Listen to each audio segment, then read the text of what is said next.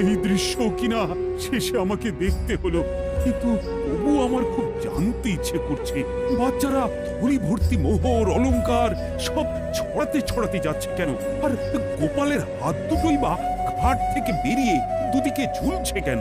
মহারাজ, আর একটা ব্যাপার কি আপনি লক্ষ্য করেছেন? কি কি বলো তো? গোপালের দেহ কারা কাঁধে করে নিয়ে যাচ্ছে?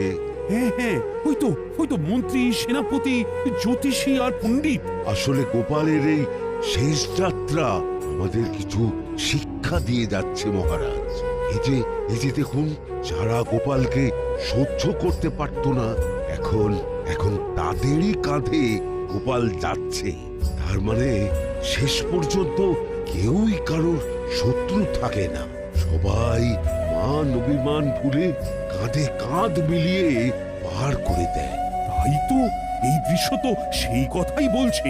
আর ওই যে মোহর আর অলংকার ছড়িয়ে যাচ্ছে, সেটাও বুঝিয়ে দেয় যে এই অর্থ, সমৃদ্ধি সবই ফেলে একসময় চলে যেতে হবে।